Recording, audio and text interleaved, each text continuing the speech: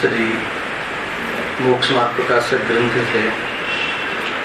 त्रीजा अधिकार पर आपणे स्वाध्याय चाली रह्यो छे। पहला एक बात समझवा जेवी छे, लोकमां पण कोई कार्यनी सिद्धि नो उपाय कोई जीव करे छे तो कोईना गाइडन्स में करे छे। समझवा जेवी बात छे। चाहे व्यापार होय, चाहे कोई स्टडी एज्युकेशन होय, तो कोईने ने कोईना गाइडन्स में ये जीव એ પ્રમાણેની દિશામાં પુરુષાર્થ કરે। એવી રીતે મોક્ષ માર્ગ જે મોક્ષનું સાક્ષાત કારણ છે, જે સાદી અનંતકાલ સુખનું જે સાક્ષાત કાર્ય છે, એવું મોક્ષ માર્ગ રૂપ કાર્ય કરવામાં પણ શ્રી ગુરુના ગાઈડન્સની જરૂર છે। साचा देव शास्त्र गुरु, वितरागी देव शास्त्र गुरु, एना गाइडन्स में एना इंडिकेशन में जीव जो ए दिशा में पुरुषार्थ करे, एमना कहा प्रमाणे जीव स्वयं मार्गे चाले तो मोक्ष की उपलब्धि जरूर थाय। ए प्रमाणे जेम के आजनो दिवस गुरु पूर्णिमा, एक प्रकार से समझी लो कि गुरु माटे नो आपड़ा माटे उपकार दिन छेक पंच परमेष्टि अरिहंत परमात्मा आनंद तीर्थंकर अने एमना कहेला तत्वों ने खोली खोली ने कहवा वाला पूज्य गुरुदेव श्री केवी रीते मार्गे चालो, केवी रीते कषायनो भाव करवो, एवा प्रकारनी विधि बतावा वाला गुरु प्रत्ये उपकारनो भाव, भक्तिनो भाव न आवे एम केम बने। लोकमां पण कोई आपणने 2-5 दिवसनी भोजननी कपड़ानी समस्या,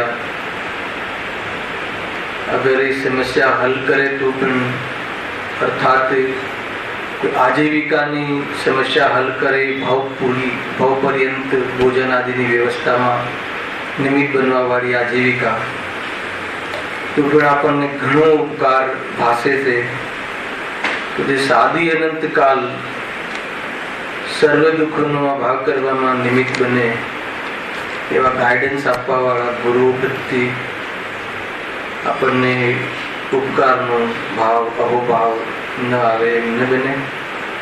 ए रीते मुख्य रूप थी आ गुरु नो महिमा, केम के एमना गाइडन्स में आपणे आ पुरुषार्थ करवानो छे। जेतु भाई बहु महत्वपूर्ण बात है कि कोना गाइडन्स में आपणे काम करी रह्या छीए। अगर ये गाइड बराबर न होय तो अन्यथा पुरुषार्थ करीने जी पोतानुं हित करी शके। ए माटे थोड़ोक आजनो विकल्प हतो। हवे आपणे जे अधिकार चाले छे, पेज नंबर कयो छे 57 टॉपिक आपणो ये चाले छे कि चारित्र मोहनी कर्मना उदय में थती जी कसायो से ए कसायोना कारणे जीव घणो दुखी थाय छे। एमा 13 कसायो गणाई आपने क्रोध मान माया लोभ 9 कसाय आदि। एमा 6 अहींया सुधी आव्या हता। जो क्या हता पेज नंबर 56 નું થોડુંક અનુસંધાન કરીએ છીએ કે એ પ્રમાણે કસાયો વા નો કસાયો વડે અવસ્થાઓ થાય છે। એના પછીના જે 2 પેરેગ્રાફ છે, 2 પેરેગ્રાફની ચર્ચા આપણે થઈ ચૂકી હતી, બરાબર? તો એમાં શું કહ્યું હતું કે અહીં એમ વિચાર થાય છે કે જો એ અવસ્થાઓમાં જીવ ન પ્રવર્તે તો એ ક્રોધાધિક પીડા કરે છે, તથા જો એ અવસ્થાઓમાં પ્રવર્તે તો મરણ પર્યંત કષ્ટ થાય છે. હવે મરણ પર્યંત કષ્ટ તો સંસારે જીવ કબૂલ કરે છે, પણ ક્રોધાધિકની પીડા સહન કરવી કબૂલ કરતો નથી. તેથી એવો નિશ્ચય થાય છે કે મરણાધિકથી પણ એ કસાયની પીડા અધિક છે. ટૂંકમાં જ્યારે કસાયનો ઉદય થાય છે અને જીવ એક ક્રોધાદિરૂપ પરિણમન થાય છે, તો મરણની કિંમત પર પણ એ કસાયોની પૂર્તિ કરવાનો પ્રયાસ કરે છે. વિશ્વની અંદર મરણ એક સેન્સિટિવ ઘટના છે, દુઃખદ ઘટના છે. સૌથી કોઈ દુઃખદ ઘટના હોય તો મરણ છે. 18 દોષોમાં પણ જન્મ મરણને દોષ કહે છે. તો એવી મરણની પરિસ્થિતિ આવે તો એને પણ નહીં ગણે, એના ભોગે પણ કસાયની પૂર્તિ કરવા જીવ ચાહે છે, કેમ કે કસાયની પીડા અધિક હોય છે. અને કસાયની પૂર્તિ કરે છે, પૂર્તિ નથી કરતો તો કષ્ટ થાય છે, પૂર્તિ કરે છે તો મરણ પર્યંત કષ્ટ જ મળે છે. એટલે કુલ મળીને જીવ કસાયથી દુઃખી થાય છે. બીજા પેરેગ્રાફમાં એ વિષય આપ્યો છે, થઈ ગયેલો વિષય છે એટલે આપણે ઝડપી લઈ રહ્યા છીએ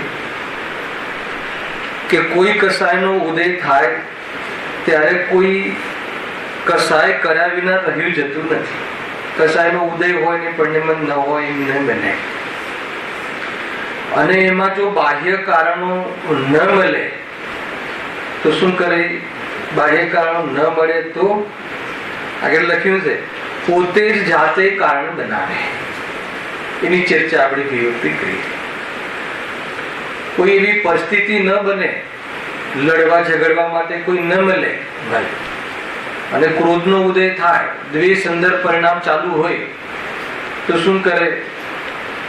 પૂર્વમાં જે કોઈ ઘટનાઓ ઘટી હોય એને યાદ કરે. યાદ કરી અને એ ક્રોધનું પૂર્તિ કરે. અને આમ નતું કરવું જોઈએ, આમ કર્યું હતું, મારા લગ્ન પ્રસંગમાં એમને આવી જાતિનો વિરોધ કર્યો હતો. અત્યારે હાલ એક પ્રેઝન્ટમાં પરિસ્થિતિ છે નહીં કે ન કોઈ એવો અવસર છે, પરંતુ કોઈને કોઈ રીતે બાહ્યમાં વિષય બનાવી અને ક્રોધની પૂર્તિ કરવા એ પ્રયાસ કરે છે. એ રીતે આપણે એની ચર્ચા કરી હતી અને એમાં અંતિમ લીટી એ વાંચી અને આ ખ્યાલ આવે કે ના આવે એના માટે એક ઉદાહરણ કદાચ મેં આપ્યું હતું, તેની ખબર નહીં. જેમ કે કોઈ બે મિત્ર છે, ફરીથી નહીં હોય તો કેવી રીતે, મતલબ કે મનોગત કલ્પનામાં જીવ કસાયને જ્યારે ઉદયના કાળમાં પરિસ્થિતિ બનાવે છે માનસિક ચિંતનમાં, અને જીવ બહુ દુઃખી થાય છે, આકુલતા કરે છે. કોઈ બે મિત્ર હોય રાજેશભાઈ, અને કોઈ જગ્યાએ જઈ રહ્યા છે અને રાત્રિ પડી ગઈ તો એક ઝાડ નીચે સુવે છે બંને. અને ઝાડ ઓલા બેલ આવે ને, બેલ નામનું ઝાડ, ફળ, હે કાઠું એકદમ સીઝન બોલ જેવું હોય છે. હા, એ કાઠાંબડી, હા, એ જે અનેક ભાષા હોય એ ઝાડ નીચે બે સૂતા હોય છે. તો એકદમ એક મિત્ર રાત્રિમાં રોવા લાગે છે, રડવા લાગે છે. તો એ પૂછે છે બીજો મિત્ર કે ભાઈ તને થયું શું, તું શું કામ રડે છે?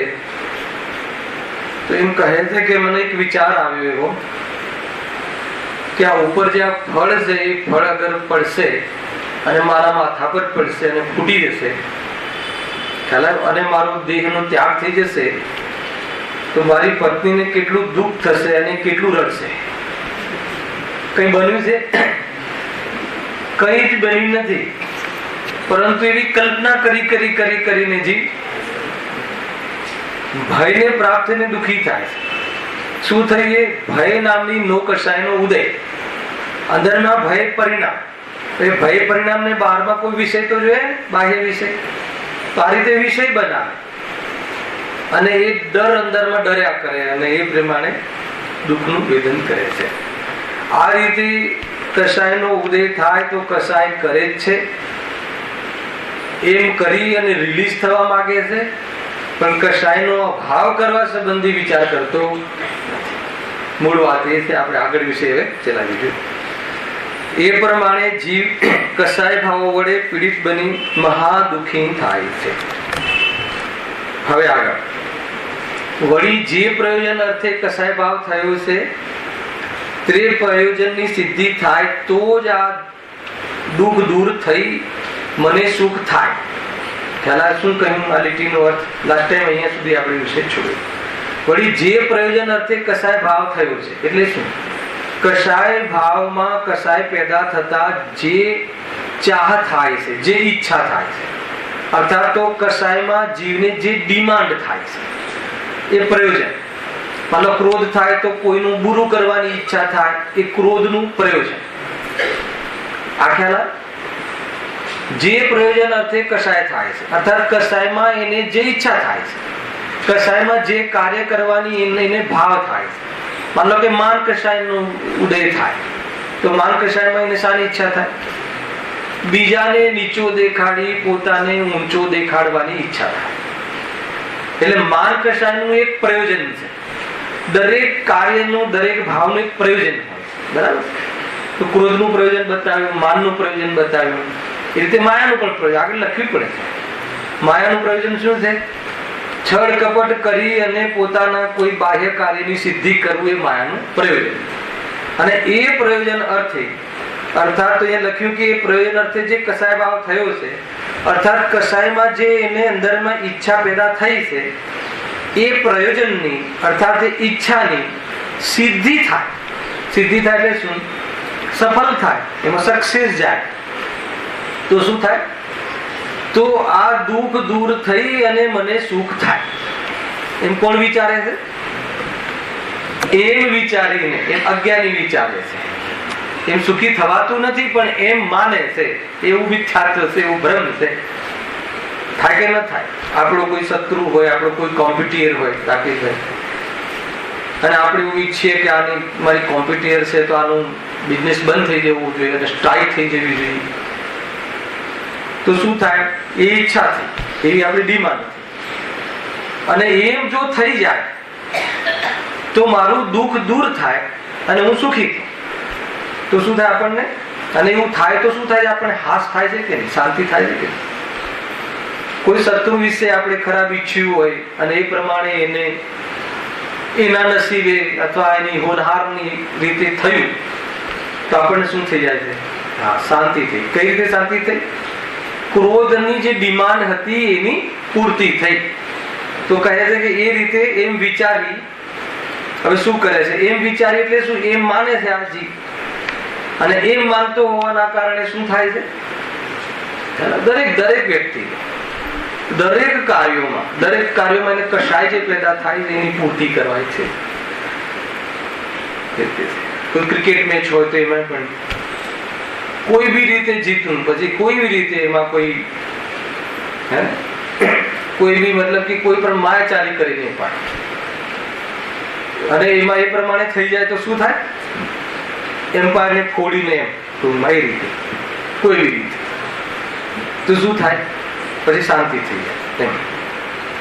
તો અહીંયા કહે છે કે એમ વિચારી પ્રયોજનની સિદ્ધિ થવા માટે અનેક ઉપાય કરવા તેને દુઃખ દૂર થવાનો ઉપાય માને છે. બસ આ ભૂલ. કેટલી વાતો કહી? એક કશાયનો ઉદય થાય છે, એમાં જીવને કશાય થાય છે, અને જે કોઈ બી કશાય હોય તેમાંથી જે બી કશાયને ચાલતી હોય એ કશાય કોઈની કોઈ ડિમાન્ડ કરે છે. અહીંયા કહે છે કે ડિમાન્ડ પૂરી થાય અથવા એની સિદ્ધિ થાય, એમાં હું સફળ થાઉં, એ પ્રમાણે બહારમાં પરિણમન થઈ જાય તો મારું દુઃખ મટે અને હું સુખી થઈ જાઉં. એમ વિચાર હોવાના કારણે એ પ્રયોજનની સિદ્ધિ કરવા અર્થે એ ડિમાન્ડ પૂરી કરવા માટે અનેક ઉપાય કરવા અને એમ કરીને અનેક દુઃખ દૂર કરવાના જૂઠા ઉપાય કરે છે. જો પ્રયોજનની સિદ્ધિ થવા માટે અનેક ઉપાય કરવા તેને દુઃખ દૂર થવાના ઉપાય માને છે. ખ્યાલ આવે? એમ દુઃખ દૂર થઈ જાય ખરું?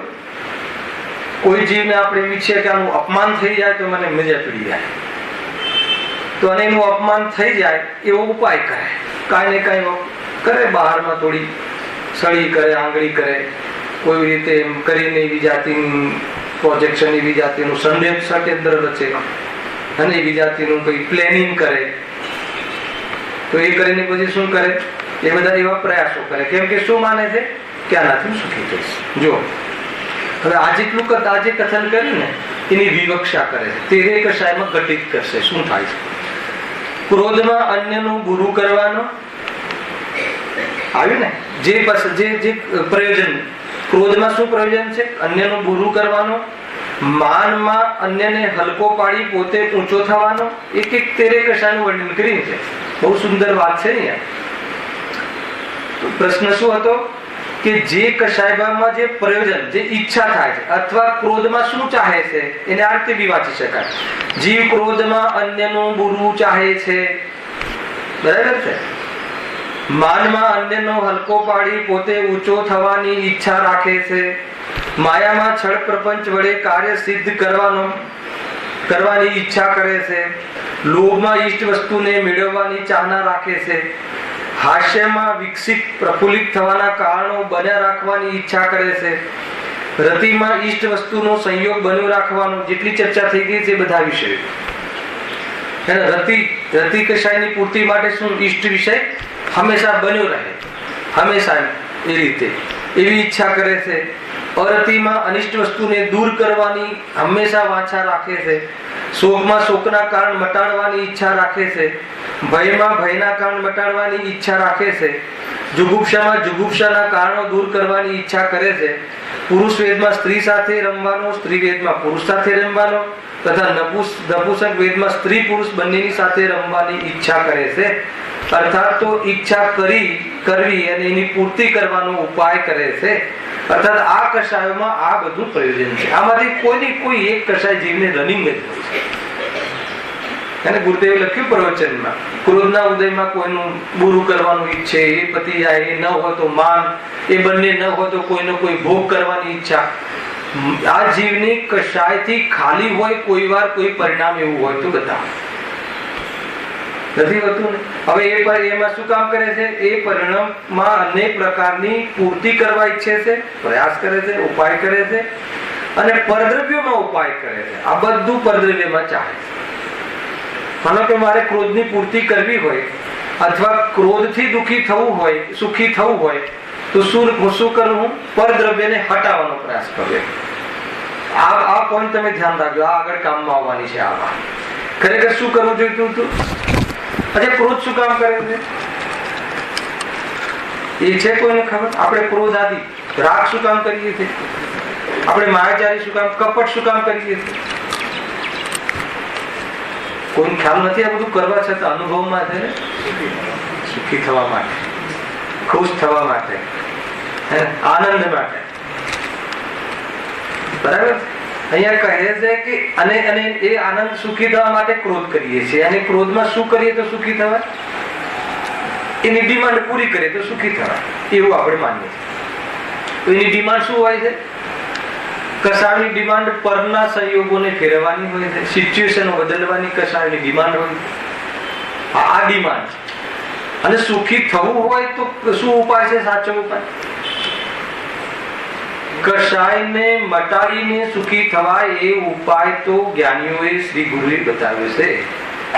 પણ કશાયને પૂર્તિ કરીને સુખી થવાનો ઉપાય આ જીવ અનાદિથી કરે છે.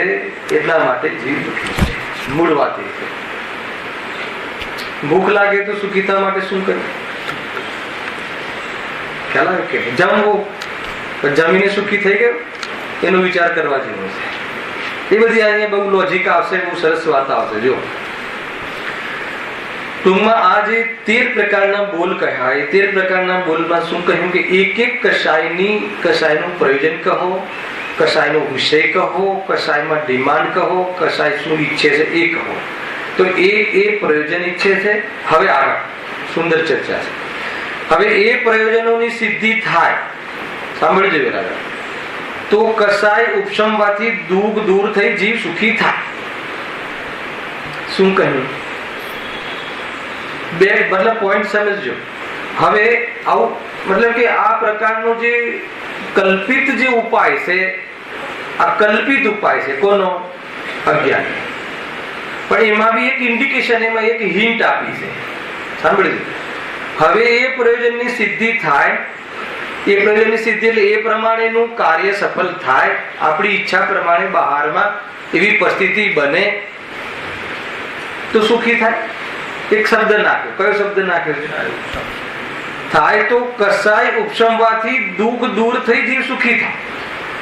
અગર કસાય ડાઉન થાય અર્થાત તો કસાયનો અનુભાગ ડાઉન થાય, એનો પાવર ડાઉન થાય તો જીવ સુખી થાય. ખ્યાલ આવ્યો? નહીં તો ન થાય. આ બી એક કન્સેપ્ટ છે. એટલે સુખી શાનાથી થાય છે? બહારમાં પરિસ્થિતિ બની એટલે કે એ કસાયનો પાવર ડાઉન થયો એટલે. કસાયનો પાવર ડાઉન કેમ થયો? આપણે એમ લાગે છે કાર્યની પૂર્તિ થઈ એટલે, તો કે નહીં, એના સ્વકાલમાં થયું. પણ એ કસાયનો જે પાવર ડાઉન થયો એ આત્માના આશ્રય થયો હોત તો શું પ્રગટ થાય? તો એ સ્ટડી રહે, તો એ વિધિ પ્રમાણે થાય. પણ એ પ્રમાણે થયો નથી. કોઈને આત્માની ખબર ના હોય, સ્વભાવની ખબર ના હોય એવા જીવને પણ ક્રોધ સળંગ રહેતો નથી. પેલા કોઈ અજય નહીં હોય, એના ક્રોધ નામની કસાય છે એ પણ ખબર ના હોય, અને એને ક્રોધ આવે, એવા જીવને પણ ક્રોધ આવે તો એનો ક્રોધ કન્ટિન્યુઅસ નહીં રહે. કેમ નહીં રહે? કેમ કે એનો સ્વભાવ નથી ક્રોધનો. એ વિભાવ છે તો વિભાવમાં હીન અધિકતા આવ્યા રાખે છે. ખ્યાલ આવ્યો? એટલા માટે આ એક લોજિક છે કે ક્યારે પણ ક્રોધ સળંગ ન આવે. જો કન્ટિન્યુઅસ ક્રોધ રહે તો સ્વભાવનો નાશ થઈ જાય. એ રીતે જો આગળ હવે એ પ્રયોજનની સિદ્ધિ થાય તો કસાય ઉપશમવાથી દુઃખ દૂર થઈ જીવ સુખી થાય. આગળ શું કહે છે? પરંતુ એ પ્રયોજનની સિદ્ધિ તેના ઉપર પ્રમાણે કરેલા ઉપાયોને આધીન નથી. શું કહ્યું? જોરદાર લોજિક આપ્યું છે ગુરુદેવને, પંડિત ટોડરમલજીને. આ દિશામાં આપણને ચિંતન કરાવવું છે. કઈ રીતે? કે ભાઈ તું એવું માને છે, એવું વિચારે છે કે કશાયની કોઈ ડિમાન્ડ થઈ, હવે એની પૂર્તિ કરું, અર્થાત તો એ પ્રમાણે હું પરદ્રવ્યને પરિણમાવી દઉં તો મારી કશાય શું થઈ જાય? કશાયને રસ મળે અને કશાયની અથવા ઈચ્છા પૂરી થાય તો હું શું થઈ જાઉં? સુખી થઈ જાઉં. તો એનો શું જવાબ આપે છે અહીંયા? પરંતુ એ પ્રયોજનોની એટલે એ તારી ઈચ્છાની સિદ્ધિ, એની પૂર્તિ અર્થાત એ પ્રમાણે પારના પદાર્થોની પરિસ્થિતિ તેના ઉપર સિદ્ધિ તેના ઉપર પ્રમાણે કરેલા ઉપાયોને આધીન નથી. કયા ઉપાયોને આધીન નથી? એ ઉપાય કયા કરે છે તમે સમજો. માન લો કે ક્રોધ આવે તો ક્રોધમાં શું થયું? કે આનું બુરું કરવું. માન લો કે લોભ કસાયની ઈચ્છા થઈ તો લોભ કસાયમાં શું થાય? પર પદાર્થોમાં લાભ લાગવો, એનું નામ લોભ. બધું પર પદાર્થ સાથે રિલેટેડ છે આ કસાય. કોઈ પદાર્થોમાં લાભ દેખાય એનું નામ શું? લોભ કસાય પેદા થઈ ગઈ, સમજી લો. કોઈ બી પદાર્થમાં લાભ લાગે, તમને એમ લાગે કે આ તો બહુ સરસ ફોન છે, આનાથી તો ઘણો લાભ થાય, તો એ શું કઈ કસાય થઈ? લોભ કસાય. લાગે છે કસાય છે. આ કસાય કે આ કોઈ દોષ છે? કસાયમાં તમને ના સમજ પડતી હોય તો આ કોઈ दोस्त है, समझाए थे गुजराती कहा, इसीलिए ऐसा लग रहा है कि नहीं समझ में आ रहा है, कोई बात नहीं, ऐसा समझना कि बहुत अच्छी बात चल रही है ना, अपने लाभ की बात चल रही है, अगर इतना भी भाव हो तो फल आ सकता है। समझने का उस कसाई की मनता में ज्ञान का उघाड़ विशेष होता है। ख्याल શું વાત ચાલે છે કે કોઈ બી પદાર્થનો આપણને લોભ થયો, લાભ લાગે, લોભ ક્યારે કહેવાય નહીં ભાઈ? કોઈ બી પદાર્થમાં ફાયદો દેખાય એનું નામ લોભ કસાય આવી. અચ્છા, ફાયદો થાય પછી નેક્સ્ટ સ્ટેપ શું છે? નેક્સ્ટ સ્ટેપ એને પ્રાપ્ત કરવાનો, બરાબર છે? અચ્છા, એને પ્રાપ્ત કરીને શું કરવા માંગીએ છીએ? લોભ કસાયને આપણે પૂર્તિ કરવી, ઈચ્છાની પૂર્તિ કરીએ. ઈચ્છાની પૂર્તિ કરીએ તો હે ને, દીકરા દીકરીની ઈચ્છા પૂર્ણ કરીએ તો એ કેવા પપ્પા કહેવાય? આદર્શ પપ્પા. અને ઈચ્છા પૂરી ના કરે તો ખ્યાલ આવે કે નહીં? મતલબ પપ્પા વિશેની વ્યાખ્યા પંચમ કાળના જીવોની આ છે. જીતુભાઈ બરાબર છે કથનમાં? પપ્પા આપણી બધી જ ડિમાન્ડ પૂરી કરે સંકેત તો પપ્પા સારા, અને ડિમાન્ડ પૂરી ના કરે તો સમજમાં આવે ને શું કહું છું? તો એ રીતે છે. લોભ કસાયમાં આ રીતે છે. પપ્પા બી એમ સમજે ને કે ભાઈ મારું જીવન મારા દીકરાની પોતાની ડિમાન્ડ શું છે? મારા દીકરાની ડિમાન્ડ પૂરી કરવી. અને દીકરાની ડિમાન્ડો શું છે? બહુ મોટું લિસ્ટ છે. હવે એની દીકરાની ડિમાન્ડો પૂરી કરવા શું કરવું જોઈએ? પ્રયાસ કરવો જોઈએ. હવે એ કઈ ડિમાન્ડ આવી છે હમણાં કે આને બધી ઘણી સામગ્રીઓ, નવા કોમ્પ્યુટર્સ, આ તે ગાડી, આ બધું એને જોઈએ. હવે એ કરવા માટે શું કરવું પડશે? ધન કમાવા જવું પડશે. ધન કમાવા માટે શું કરવું પડશે? કોઈ જગ્યાએ દુકાન લેવી પડશે. આ બધા ઉપાયો કરવા પડશે ને. પણ આ બધા ઉપાયો ની સફળતા તારી કશાય અથવા તારી ઈચ્છાને આધીન નથી.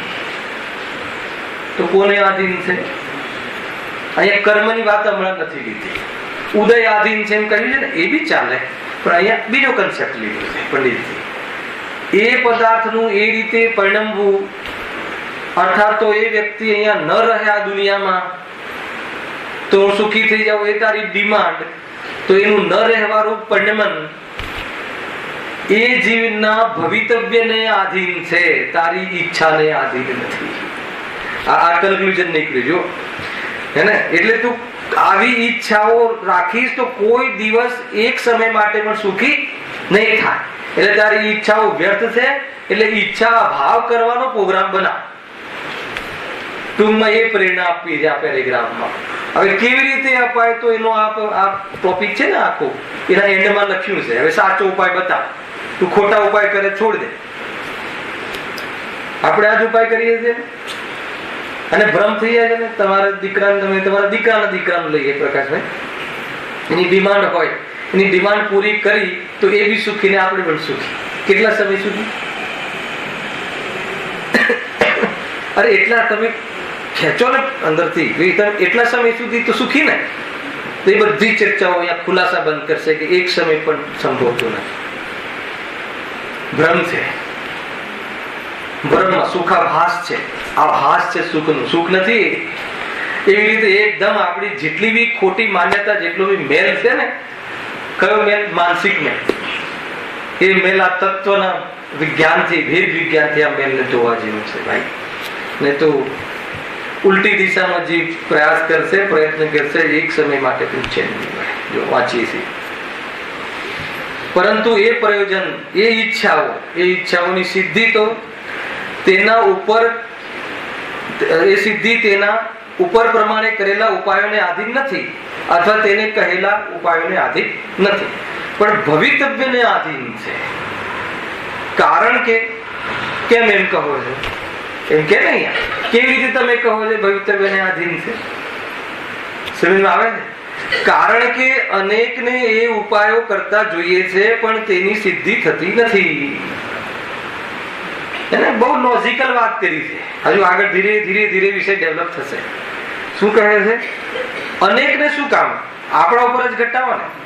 આપણે અનેક ઈચ્છાઓ કરીએ છીએ. બતાવો મને કે બિઝનેસ આપણે નફા માટે કરીએ છીએ કે નુકસાન માટે કરીએ છીએ? બતાવો પ્રકાશ. શાના માટે કરીએ? નફા માટે કરીએ તો નફો થાય જ છે. અને પછી બીજો કોઈને મારે તો થાય છે એનો જવાબ પછી સમજમાં આવે. સમીરભાઈ ને તો મારે તો થાય જ છે નફો. પણ એવા કેટલાય પ્રસંગો છે કે એ પ્રમાણે થતું નથી. આપણે ઈચ્છીએ કે મારી દીકરીનું એન્ગેજમેન્ટ એને આ સાધર્મીના ઘરે થાય તો થાય જ છે. અચ્છા થઈ જાય છે તો પછી નભે ઘણા જ ક્વેશ્ચન આવશે. અચ્છા નભી થઈ જાય, નભે છે પછી ઈચ્છાઓ તારી સમાપ્ત થઈ જાય છે. ઘણી બધી વાતો આવશે. એક સમય પણ એ સંભવતું નથી એમ એ સિદ્ધિ કરશે, આગળ નથી થતો. ક્યારેક જે થતું દેખાય છે ને એને આગળનું કાકતાલી ન્યાય છે ને એમાં ઘટાડશે. બહુ સારી ચર્ચા છે ભાઈ. એટલું લોજિકલ છે, એટલું જાણે કે આપણા એવું મનોવિજ્ઞાનથી અહીંયા ચર્ચા છે. અગર જો બુદ્ધિ સતેજ રાખી અને ઈમાનદારીથી વિચારે તો આ જીવને માર્ગ મળી જાય. એટલે ખુલી જાય કે કેવી લાઈફસ્ટાઈલ હોવી જોઈએ, કેવી સોચની દિશા હોવી જોઈએ, શ્રદ્ધા ક્યાં સમર્પિત કરવી જોઈએ, ઉપયોગને ક્યાં રમાડવો જોઈએ, એ બધું જ આપણને ગાઈડન્સ સાચું મળે. એવા જ્ઞાનીઓનો ઉપકાર તો ઘણો છે. અને હું બહુ મહિમા આવે મને ટુડેનમલજીની આજે આપણે સ્વાધ્યાય થઈ રહ્યું છે મોક્ષમાર્ગ પ્રકાશકનો, આટલું તો વિચારીએ નહીં આપણે. એમ જ આ બુક ના હોય, આપણે આધાર ન લઈએ અને આ પ્રમાણે ખુલાસા ના હોય તો આપણે જુઓ ને 2 લીટીમાં 22 પ્રવચન સમજમાં આવે છે ગુરુદેવના. 415 ગાથા પર 11 રત્નાકર, 11 સમયસાર સિદ્ધિ, અને અગર 19મી વખતમાં કરે તો બધા 11 11 19 સમજમાં આવે છે. એક આટલું સૂત્ર, એટલા સૂત્રમાં આટલી તો મર્મ, અને મર્મમાં એકલું માખણ, પ્રયોજન, સુખી કેવી રીતે થવાય, વિધિ, દોષ કેવી રીતે ટળે, પ્રેરણા. ગજબ જ્ઞાનીઓનું તો શું કહે, અનંતો ઉપકાર થાય. પ્રકાશક બને આપણે માન લો કે ગુરુદેવનો સંપર્ક ના થયો હોત અને આપણે સમયસાર વાંચતા હોત, નવ સમય સારા એમાંથી આટલો ફોટો ખેંચતા એ કેવું છે. એ રીતે આ ટોડરમલજી વિશે વિચારો. શું મતલબ ગજબ, એક આખી વાત કહી દેજો. કારણ કે અનેકને ઉપાયો કરતા જોઈએ છે પણ તે સિદ્ધિ તો થતી નથી, હે ને. વળી એ ઉપાયો બનવા પણ પોતાને આધીન નથી, પરંતુ ભવિતવ્ય આધીન છે. ખ્યાલ આવે કે ઉપાયો પણ ભવિતવ્ય આધીન છે. દરેક ઉપાય પણ ભવિતવ્ય, એ પ્રયત્ન પણ ભવિતવ્ય આધીન છે, એ પ્રયત્નની ડિમાન્ડ પણ ભવિતવ્ય આધીન છે.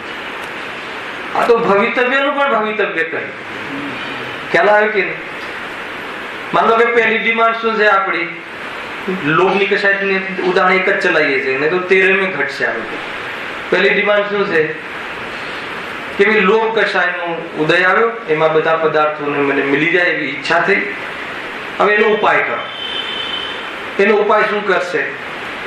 હમણાં કહ્યું ને કે એનો ઉપાય માટે ધન કમાવાનું. ધન કમાવા માટે દુકાન લેશે, તો એ દુકાન માટે પણ ભવિતવ્ય જોઈએ. એ દુકાનનું ભવિતવ્ય, એ દુકાનનું મળવું, એ દુકાન એ ભવિતવ્ય આધીન છે. આ જ એરિયામાં જોઈએ એ પણ ભવિતવ્ય આધીન છે. ખ્યાલ આવે? પછી એમાં આ જ એજન્સી જોઈએ એ પણ ભવિતવ્ય આધીન છે. તું જે પણ ઉપાય કરે, બરાબર છે, પછીની ડિમાન્ડ નીકળવી જોઈએ એ પણ ભવિતવ્ય આધીન છે. વેચાવું જોઈએ એ પણ ભવિતવ્ય આધીન છે, અને વેચાઈને પેમેન્ટ આવવું એ પણ ભવિતવ્ય આધીન છે. તારી ઈચ્છાને આધીન નથી. આપણે જોઈએ પણ છે કે આ બધી ઈચ્છાઓ કરવા છે તો આપણી ઈચ્છા પ્રમાણે થતું જોવામાં નથી આવતું. એમ અહીંયા કહ્યું એ બધું ભવિતવ્ય આધીન છે. પ્રથમાન યોગનું આપણે એક ઉદાહરણ સમજીએ તો જે રાવણનો ભાણિયો હતો ને, નામ ખબર? શંભુકુમાર. રાવણની બેનનો દીકરો શંભુકુમાર. એને 12 વર્ષ એક મંત્રની સિદ્ધિ કરી. શાના માટે ખબર? સૂર્યહાસ ખડગ નામનું એક શસ્ત્ર આવે, ઇન્સ્ટ્રુમેન્ટ. અત્યારે જે બી આવતો રાઇફલ, અત્યારે તો મંત્રની સિદ્ધિ વગર મંત્રણાથી મળી જાય, મંત્રીઓથી મળી જાય, મંત્રીઓથી ડાયરેક્ટ. ખ્યાલ આવે? આ ટાઈપની સિદ્ધિઓ થતી મંત્રોથી, નિમિત્ત નૈમિત્તિક સંબંધ છે. સૂર્યહાસ ખડગ નામનું એક શસ્ત્ર, જેનાથી અજેય શસ્ત્ર. તો એ શસ્ત્રની સાંભળી લો, એ શસ્ત્રની સિદ્ધિ કરવા 12 વર્ષ એ મંત્રની સિદ્ધિ કરે છે. વચ્ચે લખ્યું છે શાસ્ત્રમાં કે જે મધર છે, માં છે, એ વચ્ચે ભોજન લઈ આવે તો ભોજન કરવા પૂરતું જ એ ખાલી ઉપયોગ તોડે, વળી પાછો એમાં બેસી જાય સાધનામાં. જે પણ વિધિ હોય આપણે નથી શીખવવું અને શીખવાની જરૂર નથી, પણ એ સિદ્ધિ કરે. તો એને એક્ઝેક્ટ 12 વર્ષે એ શસ્ત્રની સિદ્ધિ થવાની જ હતી. એટલામાં શું થાય છે ખ્યાલ છે? એ વખતે રામ લક્ષ્મણ સીતાનો વનવાસ ચાલતો હોય, બધાને ખ્યાલ પણ હશે. વનવાસ ચાલતો હોય છે તો જસ્ટ જ્યાં સિદ્ધિ કરતો હોય છે ઝાડીમાં, એના થોડાક આગળ એમને એક કુટી બનાવી હોય છે, ઝોપડી બનાવી લક્ષ્મણે. હવે ઝોપડી બનાવ્યા પછી લક્ષ્મણને એમ થાય છે, ભાઈને કહે છે તમે વિશ્રામ કરો ભાઈ ભાભીને, અને કહે છે જરા આજુબાજુનું વાતાવરણ જોઈ આવો.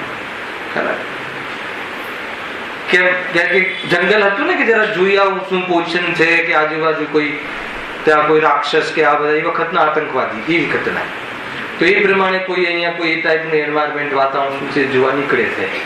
અને જસ્ટ આના 12 વર્ષ ત્યાં પૂરા થાય છે ને લક્ષ્મણનું ત્યાં પહોંચ્યું તો એ શસ્ત્ર સીધું આના હાથમાં આવીને પડે.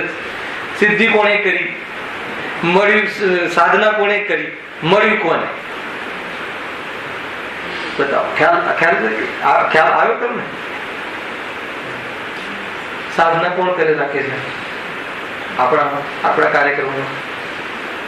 નોકરી, ધંધો, વેપાર, છલ કપટ કરીને કમાવું કોણ? અને એ ધનની સિદ્ધિ થાય કોને મળશે? કયા લક્ષ્મણને મળશે કે લવકુશને મળશે?